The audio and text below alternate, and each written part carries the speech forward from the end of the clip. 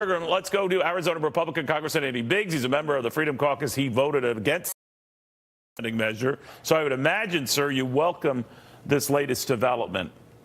Yeah, I'm excited to see what the rescissions look like. It's instituted by the White House. They initiate the action. So the president's going to have to make a list of unencumbered accounts that he wants to attack and pare back. I'm excited to see what that list looks like, and I hope it's as expansive as President Reagan was in the early 80s, because President Reagan rescinded about $45 billion over the course of his presidency. Now, what happens with the other Republicans, though? I mean, they were just happy in the end, even though they didn't publicly say it, to wipe their hands of it and say, all right, we got this thing done and approved and we're out of here. Some of them might not be as happy. Well, I think that in the end, we want to get toward a balanced budget. So they may not be real happy that we're doing some paring and pruning afterwards, but this bush is overgrown and it's time to cut it back.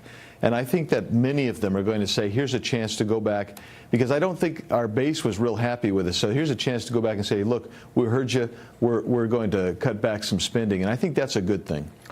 Switching gears, if you don't mind, sir, we're getting word from Nancy Pelosi in this, leaked out from conversations and strategies she is sharing with colleagues, that if the Democrats were to retake the House, she wants to revisit your tax cut, Republicans' tax, or the one that became law, and just, rip it apart. Says that it was all tilted to the rich. You say what? I say, well, that's why we need to win the midterms for Republicans, because she's already talking about increasing the personal income tax and the corporate income tax. And this gets to my whole point all along is they just, Democrats, and many of them, just fundamentally don't understand the economy.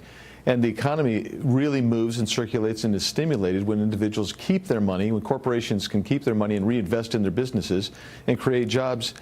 And that's what we're seeing. We're having record revenue in the federal tax coffers because of the economy starting to really heat up. And that's, right, but you're also having record deficits. I'm not saying that's exclusively your fault, but the Republicans are going to be the stewards of what will likely be a $1 trillion deficit this year. I'm not blaming that on the tax cuts. I'm not blaming that on anything but just more spending versus more money coming in. And so I guess what I'm asking you is what Republicans will counter with. If Democrats were to take over in the House, what would be your argument for keeping those cuts and trying to avoid deficits from getting worse?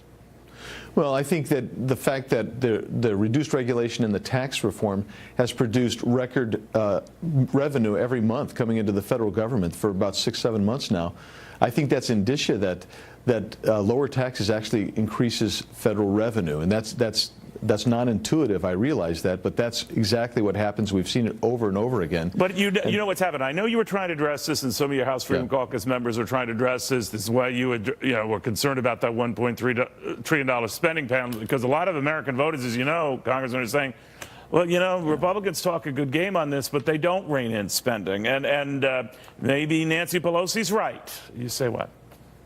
Well, I say that Americans may be right. The Republicans have got to cut spending. We have got to be tougher on that. But you never do. You never do. Ever. Yeah, but that may be true so far. I'm always an optimist. I believe you're running out of so fars, right? Because November is not that far. Yeah.